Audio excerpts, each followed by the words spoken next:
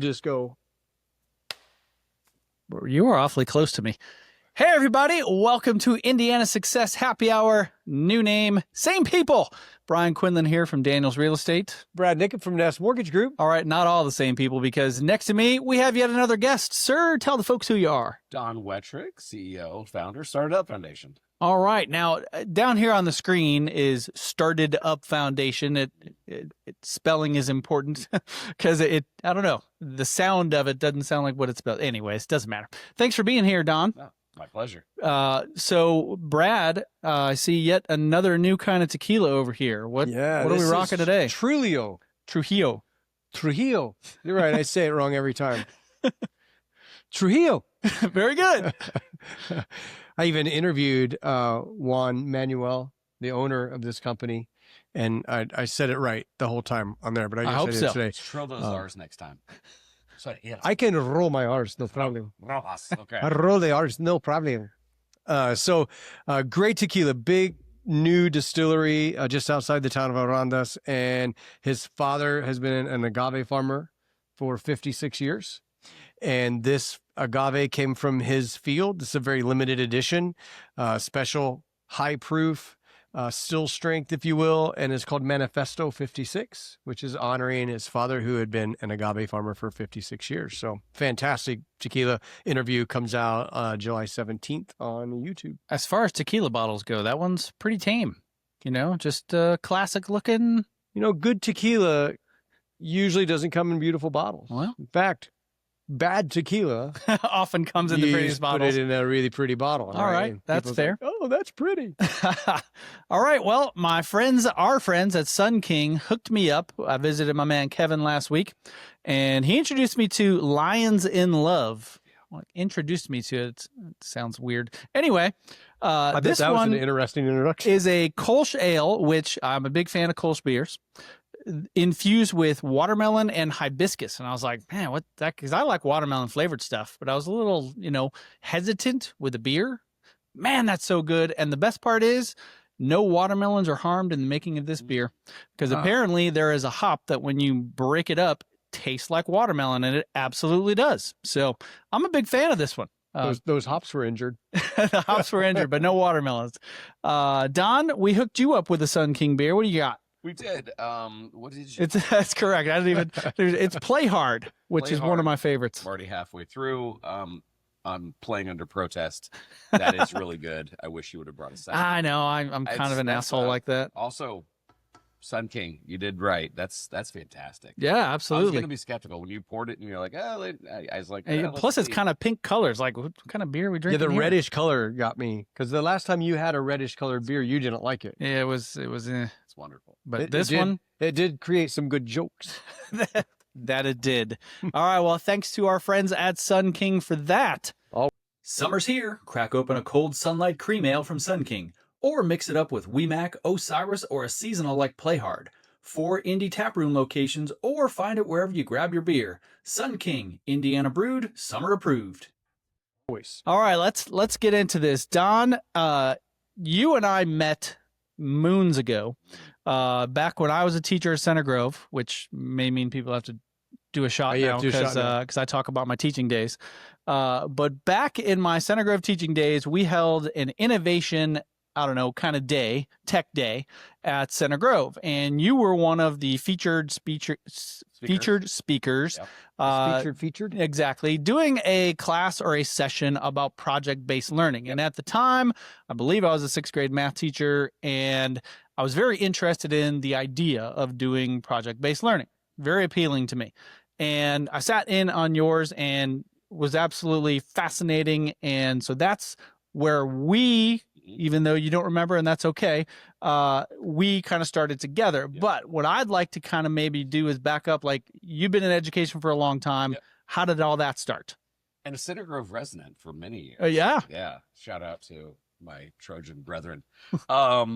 It really, I think the journey started. I had taught middle school at Greenwood for 10 years. And then I went to Franklin to run like the TV and then documentary film program. So I was always kind of like trying to do new things, which ironically enough, I always give credit to my dad. My dad was in education And he warned me, I don't care if you teach for the next 20 years, don't teach 1 year 20 times. Ah, It yeah. did not make sense to me until my second Oh, for third year. sure. I'm like, oh, I get it now. Really? Yeah. What? I'm sorry. What did you teach at Greenwood? I was a middle school English teacher. Okay. Yeah. And so I got this spiritual awakening. I had a friend of mine. I wish I still had the email because like it was tied to Franklin. So when I left, all your emails were deleted. But this email said you got to watch this, and it was a link to Daniel Pink's TED Talk. Okay. And I watched it during lunch break, and I'm watching it, and I'm like, why don't we do that? Because really, what he talked about was like how Atlassian and more famously Google set aside 20% time, and this was a foreign idea in school yet. I mean, 20% can you explain what that is in education land? Yeah, 1 day a week, you should be able to learn what the hell you want to learn. So, like, and by the way, I was always taught by parents, and they're like, you know what they should teach in today's schools? And a lot of times it would be about money and leadership. And it was ironic that, like, some of the most important things that we were talking about aren't taught in school. That's for fodder later. Yeah, because it's not. I deal with people all the they have no idea. Right. And, like, and so I was like, I was watching, it's like, yeah, what if? So I literally, in my little ADD adult brain, the kids come back from lunch break, and I go, watch this. It's a bit dry for high schoolers. Sure. Like, yeah, what did you want out of this, Wettrick? I'm like, what if I gave you Fridays where you could work on whatever you wanted? Man. And so I'll flash forward to this. Like, they liked the idea, and my traditionally C and lower students really wanted to do cool things. My straight A students didn't want to do anything. Oh, They just wanted to no. make sure they got an A. Absolutely. Which, God bless them. And so I picture Sheldon from The Big Bang Theory going, "What do you mean there's not a Okay, course?" now tell me exactly what to do. Yeah. So I mean, like, and so I tried it out as a class. I was just naive enough to reach out to that guy. So Daniel Pink responded to the email. He did some calls with us, and then we ended up launching a class called Innovation in Open Source Learning. Innovation because it was an innovative approach to education. The class was like almost like the Seinfeld show. It was a class about nothing and everything at the same time. yeah. You told me what you wanted to do. And then the open source learning, because like 2/3 of the things the students wanted to do, I had no background in. Yeah, no kidding. So if a kid like told me like, I want to understand quality differences in tequila, I know a guy now. Right? This is true. Yeah. And I think, and that's one of the things that we do at our foundation. We have found, statistically speaking, that no one knows more people than teachers. That they know a lot. Realtors know a lot, I'll say. Right, but like they never knew how good their network was. Yeah, definitely. So when we had students like, I need an introduction to a person that knows this, our own teachers go through their Rolodex, and then through our wacky existence, we have a lot of weird relationships where, you know, hey, a kid wants to know somebody in plastic injection molding. Like, I know 30 people now in plastic injection molding. Sure. So we just put that to use and launch something special because of it. So I gotta imagine the beginning of that, you're probably like, how the hell am I going to do this? You don't know the concepts they're going to bring to you. And then they're expecting some sort of grade. How do you come up with that? Oh, God.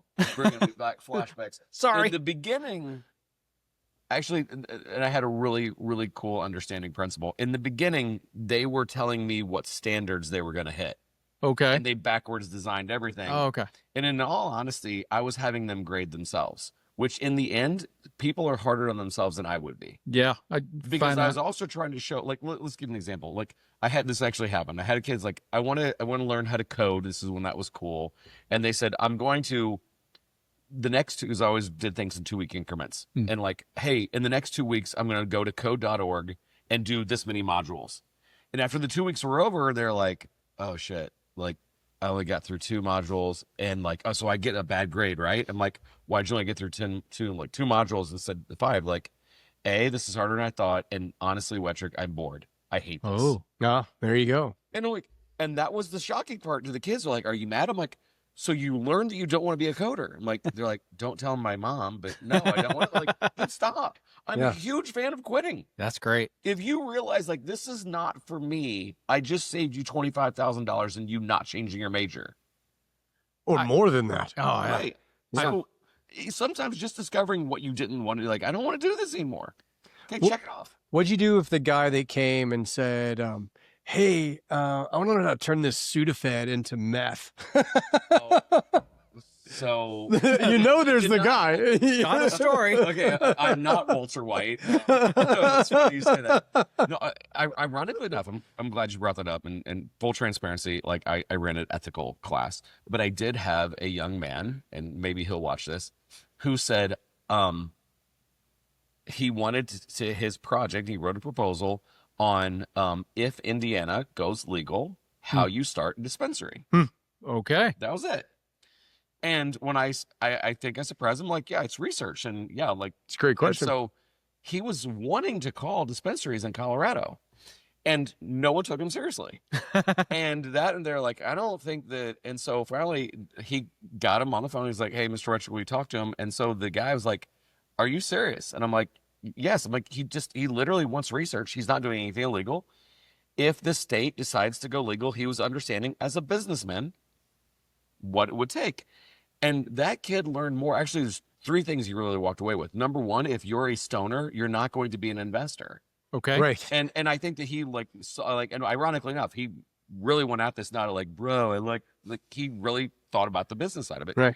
2, learned that it's unbelievably politically insiderish. Big time. And number 3, and there was a lot of money investment that could disappear.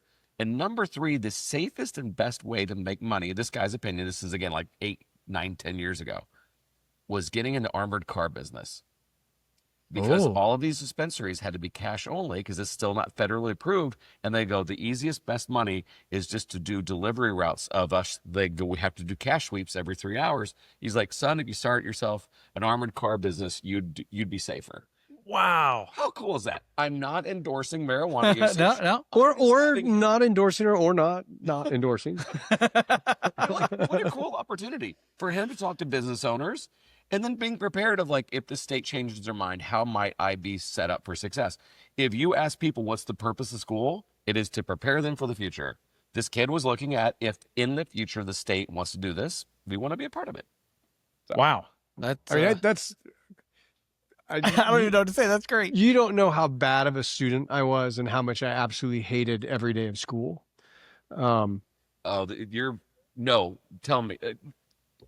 I have learned in no uncertain terms exactly what you're saying. I have never met a group of people that despised school but loved learning more than entrepreneurs. But I didn't even like learning then. I didn't know that. It took me all 4 years of high school to pass my 8th grade math class. Okay, there's a difference between learning and then compliance. I agree. A lot of school is compliance. I'm looking in this beautiful man cave you have built, and I can tell you've enjoyed loving learning. I don't believe that you didn't like learning. You just didn't like the things that you were thrown at you learning. That's 100% true. And what's funny and ironic is 4 years of high school to pass 8th grade math, and I now own my 2nd mortgage company. Isn't that funny? It is. A lot of math there. Yeah, it's a calculator. I told Mr. Leach. Yeah. Mr. Leach said to me, Nickum, do you think you're going to keep a calculator in your pocket everywhere you go? Man, I wish you'd have lived to see the iPhone. All right. So you were at Franklin and had that class. Mm-hmm. Yep. I'm assuming teaching something else as well, probably English. And documentary filmmaking. Okay. And broadcasting. Yeah. And at some point, that Franklin experience morphed into Noblesville. Yeah. Yep. How did that come about? Got recruited up there. We think that there's a lot of they understood the vision. And to be fair, the principal of Franklin moved up to Noblesville. Now, Okay. he became the assistant principal, so it was a little bit different, but like Noblesville is I appreciate Noblesville. They're scrappy. And I mean this lovingly. They understand that they're not Carmel and they're okay with that. Okay. And they're not Fishers and they're okay with that. They have their own genetic code, right? And so they're like, I bet They're you the a lot of Millers. people in here in the business community would appreciate what you're doing. And they did. And to this day, I, really am riding on the shoulders of student giants because Noblesville gave me a lot of flexibility and they gave my students a lot of flexibility and it shows. So. Did this help the more troubled student? Oh Lord. Yeah. I can see that. One of my favorite encounters. Oh, and if she's watching this, I hope she doesn't. I had a young lady. So again, you'd self-grade. You would tell me what you're doing in 2-week increments and you'd self-grade. And I always talk about the difference between being compliant versus being compelled. Compliant is you'll do exactly what I tell you to do, and compelled is you want to do it. Absolutely. So this young lady was like, she graded herself kind of hard, and she was honest with me on what she was struggling with. And it was getting close to the end of the semester, and she was like, Mr. Wettrick, I just, this is the only B I have. And I'm trying to get into a very prestigious college, and this is the only B I have. And I said, well, give yourself an A. And she said, what do you mean? I can just do that? And I'm like, if you think you deserve an A, just tell me. I'll give it to you. And she's like, well, I don't know if I deserve it. And I won't say her name. Let's just say her name is Sue. I said, Sue, why have you done the things this semester? She's like, I thought that you would like it. And I'm like, Sue, I'd like for you to drop the class. This was at the winter break. And I'm like, don't take this class. And I'm like, I'll still give you an A. I don't want to get in the way of you not getting into a famous college. Right. But the compliant straight A student, I love those kids. I have no problem with them. But it wasn't for them. The ones that wanted to go into uncharted territories, the ones like, I cannot believe that I get to work on this here. Those are my people. And in some ways I feel bad. We also lost another kid, and man, this is a bad memory, but there was a young man whose mom would not let him take my class because I didn't have a weighted GPA. And he was in the race to very competitive on what the ranking was. And by him taking my class, it wouldn't help. Even if you got an A. Yeah. And so that was the year we got invited out to Stanford to speak, and Google and Facebook. We had this trip. He could have gone. Wasn't allowed to because it didn't carry a weighted GPA. Wow. Dang. Missed out opportunity. You would have messed up my ranking. He would have brought you out of the bottom. Last to second to last. Yeah, that would have been horrible. I was like shooting for that. I was most likely to have long hair. But you know what though? Like, no, you would have done better. This sounds so self-congratulatory. I would have helped you, but like, you know what a Marine looks like? A Marine looks like a Marine. You ever notice that? Like, when the guys go into Marines, really big guys get smaller and leaner, and really small guys get bigger and leaner. Yep. A Marine looks like a Marine. Absolutely. My innovation kids looked like innovation kids because the straight D and F students started getting C's because they enjoyed going to school. And my straight A students, they took a hit sometimes, not always, but like they kind of amalgamated. So I disagree. I think you would have freaking loved the class. You may have gotten some F's in other places, but damn it, you and I would have rocked out. Okay, so do you think that goes back to there's an old saying that I've known for a long time. It's always A students work for B students who work for companies owned by C and D students. 1,000%. I've been told that all the time, and I fit into that category, right? Or actually, it's A students teach B students to work for C and D students. There we go. That's another way to hear There we it. go. And so do you think that plays into that personality that's not so great at being a structured straight A student and more into really wanting to drive into what they're interested in? It is, but I think it's changing. Gen Z is exponentially more entrepreneurial. Absolutely. So even the straight A student is thinking about, I could run this thing. Even within our own competition, when it first started, it was very much for mid-level students, and then here recently we've had a lot of students that were already admitted into Carnegie Mellon to also run this. So it's changing. So I think that that dynamic of like sit down, shut up. So as schools change, so are they, but Z is more entrepreneurial, and it shows. And I'm excited about that. I my heart hurts though for the parent that like still wants to force them into being a doctor or lawyer, get straight A's, and they're like, I want to start my own business. No. Yeah. And then the parent says something like, this is causing me so much anxiety. Because the Z's don't say that. Yeah. No. Well, yeah. I have 3 Z's, right? 22-year-old kids pre-approved to purchase their first home right now with the average age last year. First home, 22? They're 22, 23 years old. Okay, but you didn't have triplets. No. These are clients. 3 different clients. Okay, I was like, that are pre-approved to purchase homes at that age. Yeah. And the average age of a first-time home buyer last year was 38 years old. 38. 38. Yep.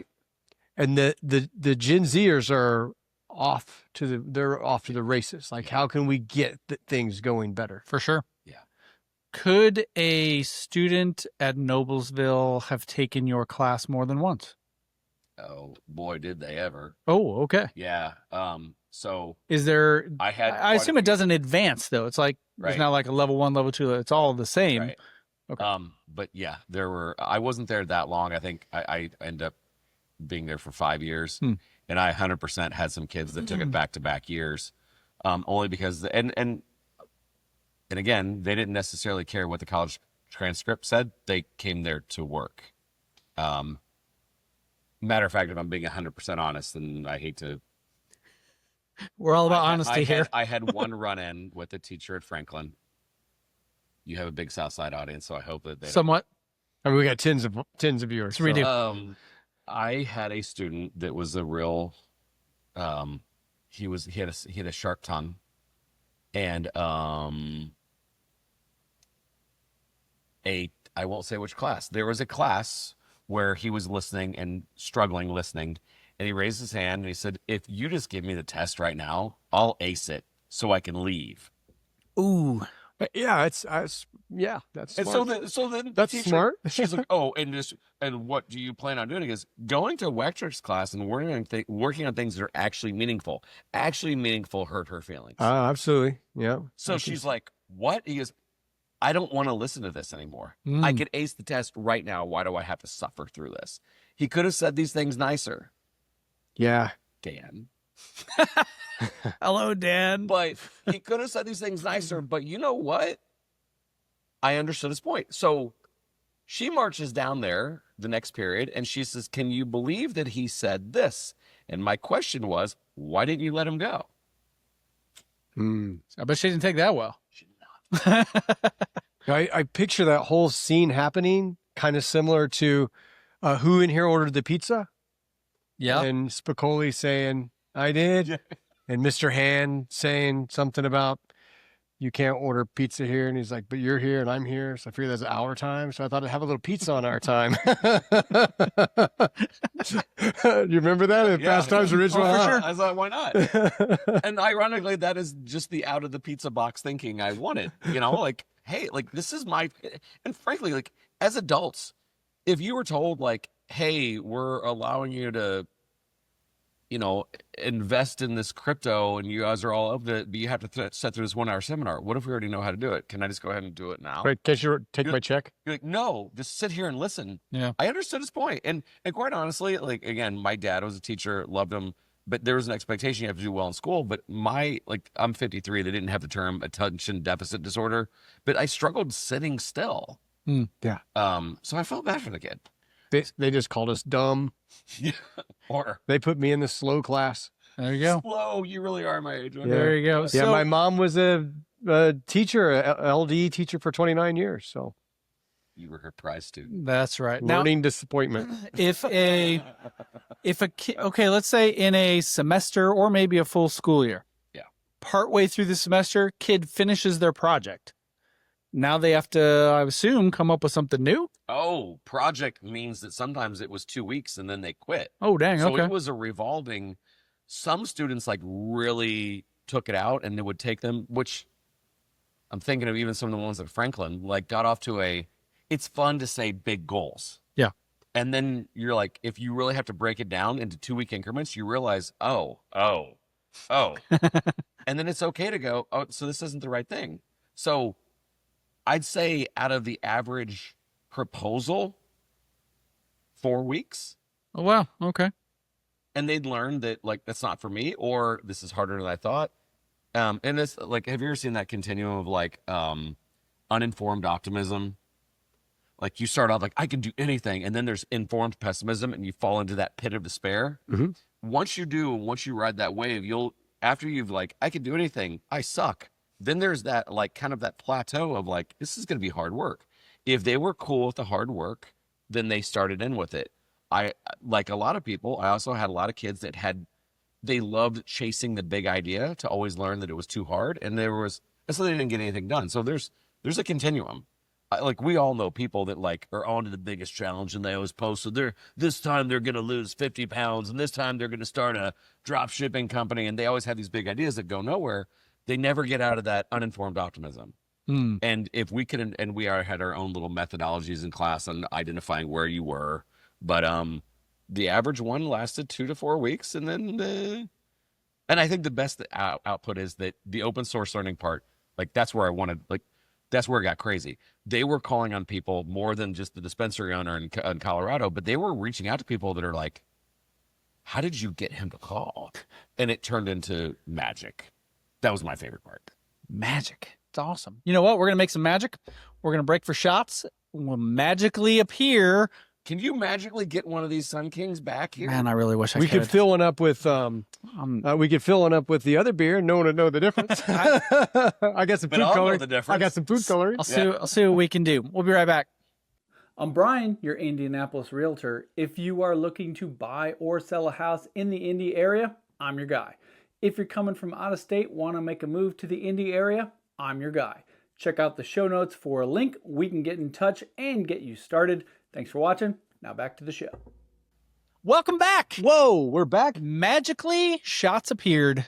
They are beautiful. You're a magician. Brad, what do we have here today? One of the, I call this the tequila of 2025, although it's been 6 years in the making and it just came out last year. Okay. Cambio tequila is phenomenal. Traditionally made with a twist of one of the best chefs in Chicago, and it's off the charts amazing. Who's the best chef in Chicago? His name is John. John. Hello, John. Yeah. Dave Froman is the sausage king. I don't know that guy. The Sausage King. So, Ferris Bueller. Ferris Bueller. Thank you for getting that. Look at the legs References. on that thing, man. It's a great reference. All right. So this is French oak is what it's been aged in. French oak, Burgundy, and I think French wine barrels. Wow, that smells like tequila. Yeah. Is that amazing or what? Smells good too. Get some stone fruit. Got some dryness of that wine in the finish. Definitely got the dry. Yep. Tastes like agave still. Got the tequila taste. So it does. It's All right. ridiculously good. Okay. And priced amazing as well. Even Go to better. Cambio. I don't know, go to Google Cambio. You'll find it. All right. All right, Don. So you said your Noblesville experience was 5 years or so. And I know that you have now transitioned into something else. So I'm guessing, timeline-wise, Noblesville led to where you are now. Yeah. How did that all come about? Excellent student work. Pick that up. Yeah. So Noblesville led him to McCordsville. Actually, I led him to McCordsville. Okay, there you go. That makes more sense. Which, by the way, I love your man cave. It's Yeah. freaking Thank amazing. Garage is great. There's a couple of really like moments that like, oh my gosh, this is really happening. But one of my favorites was I'd start off the school year. There was this book called The 4-Hour Work Week by Tim. Yes. Yeah. Read that. And I think it was like chapter 5 that he was talking about. He'd visited some college kids and he was like, hey, if you could work with anybody or if you could be mentored by anybody, who would it be? And he put up like a cash award. And so we had the students read that and I'm like, all right, who do you guys want to reach out to this year? And they're like, let's start with that guy. Tim? Tim. Oh, okay. So I'm like, I'm a fan, which by the way, I like the fact that I had a class that they like fanboyed over entrepreneurs. Yeah, Right? for sure. Yeah. And so they're like, let's give this guy Tim a call. And so we had this method to where we would like reach out on Twitter. I had a decent Twitter following and we tried it, nothing. Oh, 2 days later, I had these 2 girls come up to me, 3 girls, and they're like, we got an idea, Wettrick. I'm like, what? They go, just take a picture. just of us." roll with Yeah, it. just roll with it, man. And they did this. All They right. did the sad face. They go, okay, now tweet this. Hey, at T Ferriss, we're so disappointed that we're taking your advice and you're ignoring us. Ooh, calling And him so- out. And so the best thing is, like, we had around 27 students. So all 27 would like it. All 27 would retweet it. All 27 would comment on it. So he's got like 85 interactions. All of a sudden we do that. It's 5 minutes later. I'm whiteboarding. We're talking to the class. And all of a sudden the phone vibrates. And I'm like, it says, Tim Ferriss follows you. I'm like, oh, guys, it's happening. He's in. It's happening. And then I get a DM. And now you're fanboying. Oh, I've already was. Okay. Already was. I mean, the fact that it says Tim Ferriss follows you, I'm like, oh my Yeah. gosh. DM it says, haha, you got me. Oh, nice. Let's set up a Skype for tomorrow. So Halloween 2016, I'll never forget it. We do a 2-hour Skype call with Tim. And then Tim led to Gary Vaynerchuk. And then Gary Gary Vee. led to Seth Godin and all these other crazy things. And you probably know some of these influencers. Jocko Willnick Oh, I don't know that one. Oh, he's an ex-Navy SEAL. He's Okay. Jocko, and he wanted. Okay, I do know what you're talking about. Yeah. Jocko. And he wanted us to host it from the weight room. Oh, Okay. okay. Brian Clark, the weight room director, helped us set us up. So it was great, man. So all of a sudden there were some people of influence that were talking about us and all this other stuff. So Governor Holcomb and the Indiana Economic Development Corporation said, hey, we've been thinking around this idea of like a youth Shark Tank for Indiana. Ooh, all right. Would you help? And I gotta say, I was like, I don't like youth Shark Tank stuff. Oh, okay. And they were like, huh? And I said, Can't you open your mind a little? I said, I've been to enough of these where it's a lot of, I've got a cool t-shirt design or a food truck idea. Yeah. I'm like, I just, or worse yet, I want to be the next Netflix. And you don't have $8 billion. And they go, okay, what would you do differently? And I said, I just want more students to get them to see a problem as an opportunity. There is a problem on the drive in here. I thought of two other ideas. I mean, like there's problems are everywhere, whether it's, some of my favorites are still these two kids that wanted to make lures for crappie fishing in southern Indiana. That the lures you get at the Walmarts aren't in the right color consistency for crappie fishing in southern Indiana. Huh. So they wanted to make and manufacture their own plastic injection shad, crawdads, and like worms. Are the crappie fish in southern Indiana somehow different? Everybody likes they're a different colorblind. color pattern. Yeah. The ones that are in there are colorblind. It's because of the inbreeding. If you God, say it with confidence, they'll believe you. Yeah.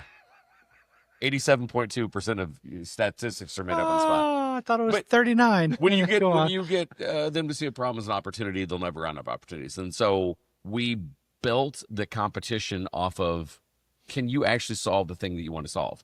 But better yet, it's not an idea competition. It's like, what problem are you solving and who's going to pay for it? And from that, a lot of our students got unleashed. And the other part of it, we started this teacher fellowship where we're like, give students the gift of time. 5-10 minutes every other day. Ask them, what are you working on? What problem are you solving? And open up your network. Like, seriously, if a kid even said, I'm thinking about like how to, understand how to product position better real estate. I know a guy now. So you are like career day on steroids. Yes. Yeah. Except I don't want you to understand what they do. I want you to do what they do. Or Yeah. better yet, I want you to solve some of their problems. Sorry, Yeah. that's a lot of feedback. But like, It's okay. Because We got an editor. imagine if somebody's like you were interviewing said, hey, we're thinking about hiring you. And your interviewee said, what are your problems with and how can I make them disappear? You're hiring that person. Right.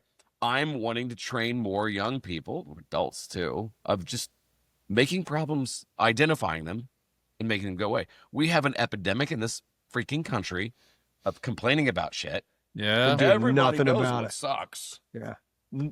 The people that know how to break it down and go, and to your credit, like, you don't have to be the straight A student. You just know how to lead. Mhm. I'm not the physicist. I can hire physicists.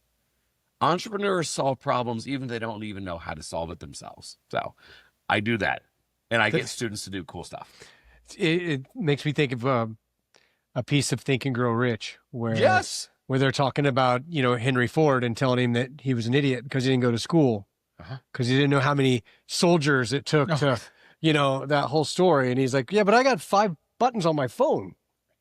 And all I have to do is push that and ask that. I don't have to know that. And I've always felt in school that was the challenge I had. I didn't want to know some of this stuff. So if we could go back and do it over, then man, I might have a jet by now. You might. But look at us. You got this friggin' awesome place here. You did fine. There's no jet absolutely. parking. There's no jet parking. Although I will say this, who was probably more technologically book smart, Steve Wozniak or Steve Jobs? Oh, Wozniak. Yeah, there you go. Jobs was a sales guy. I always say this, without salespeople, we don't need anybody else. And who was the visionary? I mean, Jobs. Personally, he was not He didn't wear shoes. I have a problem with people that don't wear shoes. I also- He washes his feet and in the toilet at work. That was gross. Yeah. gross. Yeah. But like that kind of archetype is proof that you don't have to be the smartest person. You know how to lead. So, all right. Tim Ferriss. Yep. Governor Holcomb. Yep. when did you leave Noblesville and get into 2019. STARTedUP? June 2nd, 2019, right Okay. before the pandemic. Gotcha. And really, like, things were going well, and they said, "Do you want to run this thing for real or not?" And I stepped away, not sure whether I was gonna give a year sabbatical just to kind of hedge the bets, and things went well. And really, the next iteration was literally, I'm no longer an organization that goes straight to students. I'm an organization that works with hundreds of teachers to get them to work with the students. And then we have this weird network of, it's optics and it's funny, but we've met a series of, I guess the lack of a better term is influencers and celebrities that will call into classrooms and go, because I'll meet these people. I'm like, who's your favorite teacher? And they'll immediately know. And I'm like, we got a teacher just like her. You want to talk to that kind of teacher? Yeah. Yeah, I do. And so we try to have a cool factor of, and even people I've never heard of. I did not know what the Savannah Bananas were. Oh, come on! I don't even like baseball, and I knew the Savannah Bananas. Easy now. I know who they are now. We usually Did you break get into him? a little dance. Oh, Jesse's awesome. Jesse's awesome. Jesse, no, that's a good. That was the most emotional. We had two really high emotional things this year. Oh, Jesse was like in this mode, good guy, but then one of the kids, oh, dude. uh-oh. Towards the end, we have a Q&A session, and then we had one kid that said, "I noticed that you work with foster care kids. Why did you start Bananas Foster?" And then Jesse had the wherewithal to go, My favorite dessert. "Why do you ask?" And then the kid just nodded his head. Mm. And he's like, "That's so." It was really cool. And we had a comedian and actress named Tiffany Haddish. Yep. Mhm. And Tiffany, Name dropping here. You Love let her it. talk to children? we were okay. So you know who she is. Yeah, Right? we So do. I didn't. We were a little nervous. Yeah, Jim Gaffigan's one thing, but Tiffany Haddish. But she went. Nate Bargatze. But she went into the story that that she was a foster care kid. Mm-hmm. And she said one of the biggest things, I told her what the theme is. We see problems as opportunities. She's like, I got you. So we went on and we streamed it to other schools. And so she's like, look, I think it was like her second or first job out of high school. She was, I was working at the airport, and I learned that when the airports lose your luggage, they have to hold on to it for like 6 months. And then you could buy it for like $1. Yeah. This is like in the late 80s, early 90s, although I'm sure it's probably similar. And so she's like, she goes, y'all, I'm not famous yet, but I started buying up luggage for foster care kids, because when I would bounce from house to house, they would always put my belongings into a trash bag. Yeah. And I wanted more kids to feel like travelers, not trash. Wow.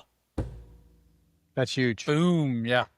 And she's telling this to kids, and like, I'm not into TikTok dancers shaking booty, whatever. Like, Oh, he's never going to watch your TikTok. damn it, yeah, canceled. But I she saw problems and opportunity. Yeah. So I'm not necessarily looking for an influencer. I'm looking for an influencer that solved a problem or built something, and that's the cool part. So do you work in STARTedUP? Do you work directly with students, or do you work to help teachers? Like, In the Yeah. beginning, I was working more directly with students, and then I realized if we want to scale this thing, I should work with the teachers. No, don't get me wrong. Like, I'm trying to set into like this grandparent role. Like, I get to play with the kids. I just don't have to put them to bed. So I don't have to. So I'm trying to do more school visits where I talk more directly to the students. But for the most part, we have a network of teachers. And then we have curriculum and videos for them to do. And then like Jesse Cole calls your school kind of thing. Okay, I've been around teachers my whole life. Okay. How are you finding open-minded teachers? I actually, Say that again. How are you finding open-minded teachers? They are out there. They just didn't feel like this was for them, or they didn't know it existed. Right around the time I met you, I had just taken, or maybe it was right around, close to around that. I had taken this group. Well, remember I told you that kid that couldn't take it? That was the year we went to Stanford. Yeah.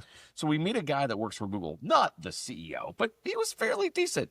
And he met these kids, and he's like, your class is called what? Innovation Open Source Learning. He goes, if this class was offered at my son's high school, I'd quit my job at Google and I'd become a teacher. These people exist. They're just not in the. They're not currently coming out of universities where they're learning it.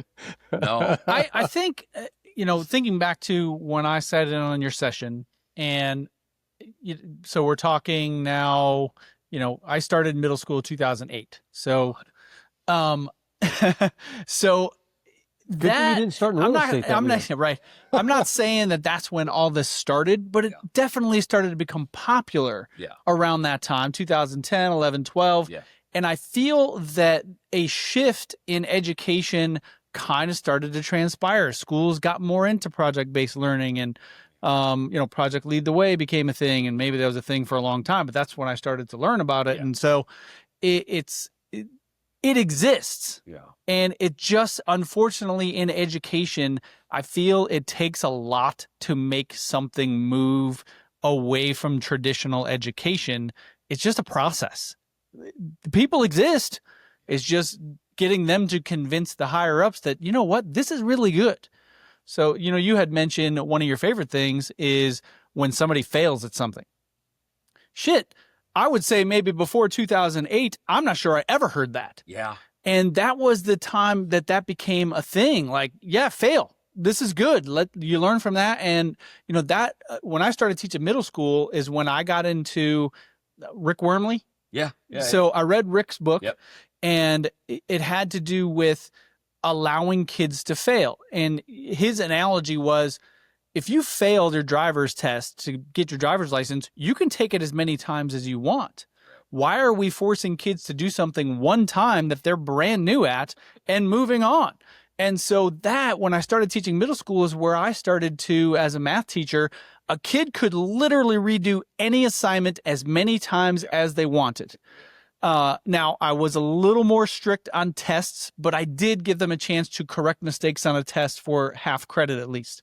I felt myself as a student, I would feel a little jaded if I got 100% on the test the first time and a kid got to redo it to get 100%. That didn't seem fair to me. But I gave them at least half credit so they could do better. Yeah.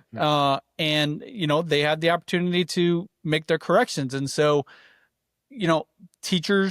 more teachers that I knew kind of got into that concept. And so it's just one of those things in education. It just takes so fucking long to get people to change their minds.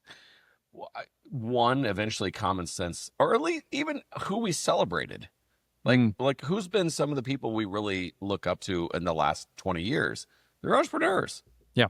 And they all said, none of this worked for the first X amount of years. And I think we've started to admire that.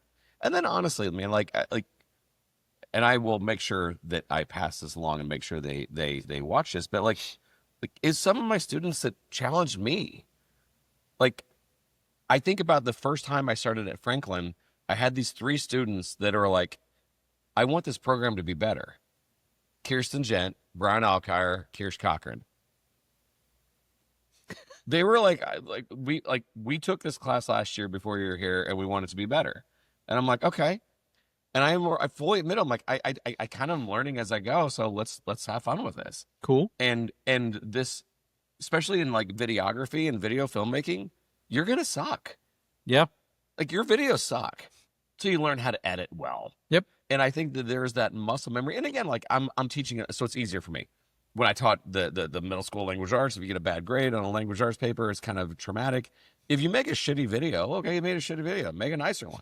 So to be an elective is easier. Yeah. But these, honestly, like I really am where I am based on the students that said, I want to do more. They could have taken their easy A. And honestly, most students would have. I just lucked into a lot of kids that were restless and they wanted more. That was a cathartic moment. Thank you. You're welcome. Is any of this going on in universities? Sometimes. I mean, I've always found it ironic when somebody says, I'm going to take a business class, and they've got a guy in a plaid jacket with patches on there that's only been a professor his whole life and never ran a business. I don't want to know anything that guy has. It taught him to be a professor. I'd rather go talk to the guy that's failed in 7 businesses and made it in 1. And had some cool stories. Yeah. I think that there's some universities that are really starting to make those pivots, in some cases out of necessity. And in some cases, like me, they're starting to see the writing on the wall. Actually, the other thing is, I don't know if you guys are parents, but there was this We are. Disney film called We are. Meet the Robinsons. Yeah. It's the last Disney film that was still a cartoon and not like Pixar. Yep. It celebrated failure. Absolutely He was an did. inventor. That is my favorite Disney film by a wide margin, and they celebrated every time he failed. And I think that eventually, like, our culture has been more. Now we've also had a pendulum swing that, like, if it is right, then it's somehow terrible. There's pendulum swings here, but the ability to say, yeah, you messed up. That's cool. You're one step closer. I mean, first of all, without failure, we wouldn't have this amazing lighting. We wouldn't know how to walk. But think about, Elon Musk Yeah. and his whole philosophy behind SpaceX and how they do their business. It's like, let's hurry up and do it. We'll figure out all the things that are wrong. Uh-huh. Where it seems Lots to be like said for that. university is, oh, no. Don't try anything until you know that everything's going to be right. And think about, I love my state. I do. And we've been a little more adept to this lately. But as much as I hate the coastal snobbery, especially in California, I'm going to start a business and it's probably not going to work. Who wants to invest in it? And people still invested. Yeah, it's so much harder in Indiana than it is in California, though. Because even in my Midwestern brain, when the Silicon Valley thing started to get cool, I was like, well, this is crazy. They've started, and like, by the way, Silicon Valley is the greatest show ever. But like the celebrating really is is. the celebrating of a company that's going through a Series F, and you're like, haven't you learned your lesson yet? But I understand the Midwestern. You shouldn't celebrate failure. It should work. I want my money back. Right. And at the same time, knowing that the ones that do work are going to pay 200x. And you're going to have to make some bets, and you're going to have to be okay with losing a little money in the essence of learning. And whenever I think about a parent signing a kid up to take $100,000 trial, $100,000 for a 17 and 18-year-old to figure out what they want to do, and then us being upset if they go through and they rack up debt and they have nothing to show for it. Give them experience on what not to do before they even go to college. That's a lot of money. It is. That goes back to the kind of the Gen Z thing we were talking about earlier. These kids today, they just want to go do something. And as a parent of millennials, right? I didn't go to college. So I thought it was important for my children to go to college. I pressed college. I've got a PhD microbiologist. I've got a son that makes almost as much money working in the electrical field. Yeah. And then I've got another son with a huge degree that works and is doing the job that he loves. He works at Anarchista. It's a amusement type park in Pigeon Forge. And all of them look back. The only one that needed college to do what she does is the PhD, but she doesn't do anything in the lab and she's in sales. Yeah. But the PhD got her the job. But if I would have maybe embraced a thought process of go do what you want versus you have to go to school, would she be in a different place? Mm-hmm. And I think the Gen Z, I think there's millennials going, I wish I wouldn't have spent $200,000 on that degree. And my 20-year-old wants to make the better mousetrap. Let's do it. Yep. So play this out. I've talked about this with a couple of people. If you were, as the parent, let's say that you're a stand-up, upper middle class. I had the $100,000 to invest in 4 years. What if you just took 20% of that and said, all right, gap year, I'm going to give you $20,000 to figure something out. Start something. We'd be in such a different place. And again, I'm not anti-college. I'm just saying that that's a lot of money. And if you were like, and you still had expectations, like this is not a year for you to Netflix. Right. Yeah. There's $20,000, figure shit out, start something. Let's do something. Ironically, Peter Thiel's kind of what he's doing with the Thiel Fellowship. But like, it's these kind of, if we start thinking about, we've always done it this way, it's still a lot of money. They're awfully young to be responsible for $100K. That I think that we're going to be in a different spot, which again, like why I believe in what we do. I want your daughter or son to, as a sophomore, freshman, junior, high school students, to start identifying, going, because by the way, if you identify a problem, it's a problem to you. Yeah. Right. I want to solve this because it pisses me off. Right. Okay. You're passionate about it. And the people you'll meet in the essence of trying to solve the problem is worth it. Like, it's worth it. Just you building up that network alone. So do you think it's generational? Do you think, okay, so if you go back to the baby boomers, my parents, you know, you had a lot of factory workers and they had X amount of money and they didn't go to college, but the lawyer, he had more money, and the doctor had more money, and the accountant had more money. So they spent all of their time telling their kids, you don't want to end up in the factory. You don't want to end up working in the coal mine, or you don't want to end up working in the stone quarry. So you got to go to college. Yeah. And we built this expectation that now everybody is going to be that lawyer, that doctor, that accountant. Mm-hmm. And then what all of these kids spent all this time going to college, now they have this disillusion that success was going to become because of education. And now you have the Gen Z going, or the Gen Xers going, I'm sorry, Gen Zers going, I'm starting now. I'm going to have a moment here. You got him fired up. No, this is spiritual. Let's just go to the coal miner warning their kid that you don't want my life. It wasn't that college was the answer. It was the answer to what not to be. Exactly. I think a lot of people are recognizing that we're all scared. We haven't even talked about AI, but it's I want better for you. Let's figure out ways that are better for you. And, with a lot of change coming, I think that I still feel bad if they're still stuck in the 80s of just go to college, it'll all work out. Some degrees will. Absolutely. But I think that more and more millennials are the last generation. They will not force their kids to go to college just because. I agree. Will not. So I think that there's this new opportunity to go, let's figure it out. And I think that there's a new social acceptance. I mean, let's be honest with you. Like, my dad's going to be disappointed in me if I didn't go to college.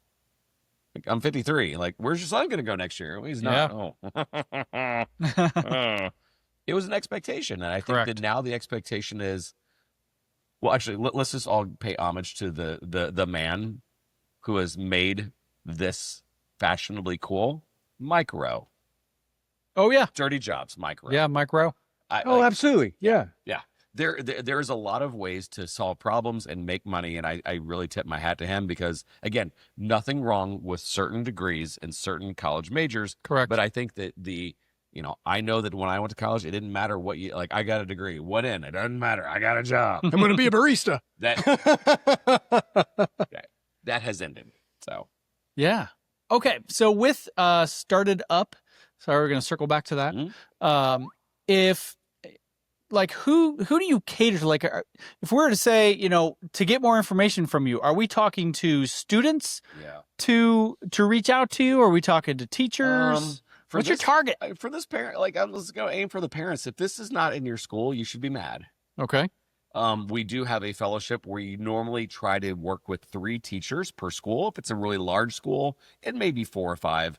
If it's a really small school, we're good with 2. And I don't want to say we're an after-school club, but we work with some teachers that they are the conduit of, I believe it or not, I believe that all high schools can be a hub of innovation. We work with a lot of mayors. So if a mayor's like, hey, we're struggling with this, they know that there's 3 teachers there that you can throw stuff at them and saying, I need your brain trust of kids to work on things. So if it's not at your school, you should be mad, and let us know, because we're in a lot of high schools. We're trying to grow. We just talked to our new governor, and he says, how many counties are you not in? I said, we're not in 23. And he goes, well, that ends. Because he also feels like, and I'm ironically enough, I'm not a political animal. But he's quite an entrepreneur, though. I mean, that's it, though. He's been there and done that. So entrepreneurship is important to him. Cool. Which ironically enough, we work with a lot of Democrats as well. And so we politics side, we want what's best for students. And a lot of students want to be problem solvers, and we want them to be problem solvers for more than X. If you know what the correct answer is ahead of time, it's not innovative. Right. If you have a mayor, a state representative, a chamber of commerce going, we're struggling with this. Actually, this is what we did with Pacers and 50 Cent. We had a thing with, so the NBA All-Star game, sorry, it's shameless in name. No, again, but totally fine. So the NBA had the All-Star game a year and a half ago. Yeah, right. And so a lot of times there's a fun community thing, and they had worked with Mr. Cent, Curtis Jackson. He's almost 75 cent now. He's a little bit. He's bigger. Let's put on a few cents. He's put on a few cents. But he said he's like, hey, he'd worked a lot with the Pacers, and he says, hey, I'd like some sort of a youth entrepreneurship thing. So they reached out, and we were lucky enough to work with them. And so Fitty was like, hey, I want you to solve a problem for the Pacers, but when you're in this mindset, whoever has the best idea from the kids at these 2 events, so he chose schools that were inner city, and he goes, whoever has the best pitch for Innovate Within, which is our state competition, he goes, I'll fund $5,000. And then you get a meet and greet with Fitty. Cool. So I liked it because these kids thought about problems and solved it for the Pacers, got into this, but what could I do? And then wanted to make a pitch to Mr. Cent. Nice. G Unity Foundation. You just G Unity. Sorry. You just brought up Innovate Within. Yes. And the whole reason you're here today is because I saw you on TikTok. And I was like, holy shit. Honestly, no offense, Don, your name had not come across my stratosphere in 15 years. Because you're all dance TikTok videos. Exactly. And I was like, holy shit, I remember Don. And you were pimping the Innovate Within that was about to happen at Clues Hall. And I was like, Brad, we need to get this guy on the show. And here we are. I'm sad I did not want to get a TikTok account, and my director of social media is like, you got to give in. So look where it brought you. I'm just waiting on the band to kick in. So what happened with Innovate Within, and like, where is that headed? Awesome. We had our state finals. I think that I posted, I was excited because it was, I think, the day before. Yeah. And the Channel 6 guy was like, we'll do a spot on Shark Tank, and okay. not aired, it will this summer. Okay. Yeah, it turned out great. I mean, that's why we were pleasantly surprised. For the record, Governor Holcomb always came and opened it and was great, but stayed for 30 minutes and which we appreciate. Governor Braun stayed for almost 3 hours. Dang. Because he pulled me aside. He goes, I didn't know it was going to be this. He's writing down business ideas. I always call it the Whitney Houston moment. Like, I believe the kids are our future, and someday they'll be great. Like, I'm here to support the kids and their big ideas. They don't have validators. A lot of times they had working prototypes, patents. Jeez. So when he came, he's like, oh. And that's he didn't want to leave. I might actually hang around these kids. Throw a few investment dollars. So yes, Innovate Within went well. Thank you for asking. But again, I just want to impress upon everybody. It's good because our teachers spent time picking apart their ideas. Cool. I love it when a teacher goes, what do you think? What do you think of my presentation, Mr. Smith? It's not good. Needs help. And then going, okay. Well, that's what they said in my homework every time. So good. Is that competition, is that a once a year thing? Yeah. Okay. Yep. So we start the process all over again. We're going to do our school kickoff in late August. And we do some events. I'll be popping around the state. We've got some other weird guest speakers that I can't name yet. Got nice. Some cool people coming up. And sounds like Flo Rida should be next. Now you mentioned I'm clairvoyant. You mentioned very close. Shark Tank multiple times. Do you have any connection to the Shark Tank folks? That's a longer story and to be determined. Okay. Yeah. Fair enough. Yeah. All right. So I guess if someone wants to get in contact with you, wants to get involved, what's the best way to do that? Well, apparently TikTok. Apparently. Who knew? Follow my... Wait till you see his dance videos. Shit. Glorious. I do have a junk in this trunk. That's not a thing anymore. They don't talk about junk in trunk. I don't think they do. Probably the most I got no appropriate junk. spot would be It's like LinkedIn. a whale tail. LinkedIn. All right. I StartedUpFoundation.org. Sorry about the length of that. That's all right. Email me, Wettrick at StartedUpFoundation.org. Shout out to my Center Grove, Perry Meridian people. What up, Southside? I happen to be both of those. What up, Southside? Center Grove employee still, and Perry parent. Perry both Meridian my graduate, kids. 1991. She's not graduating in 88. What are you worried about? We were at least in school together. So I'm a 91 grad myself, but I'm from Illinois. You know the coolest thing? We got to grow up with the best music. That's true. real, though. I mean, those people that had to grow up with Pearl Jam. And moments on this lost their drummer. All right. R.I.P. I feel. Did they just lose their drummer? They did. He's left. They should look for him. No, He's maybe probably not. out there drumming for Nirvana. All All right. Well, on that note, we're done here. Don, Cheers. Thanks Thank for you. coming out, dude. Thank you. This was great. To this wonderful new, wonderful beer. Thank you. Thank you Yeah. for having me on. You Thanks are for all the great welcome. tequila, Thanks for people. being here. Next time on Indiana Success Happy Hour. We'll see you. Cheers. It's Brian and Brad, grab your seat. Real talk served with a boozy beat. Tune in, don't even blink, 'cause real estate makes us drink.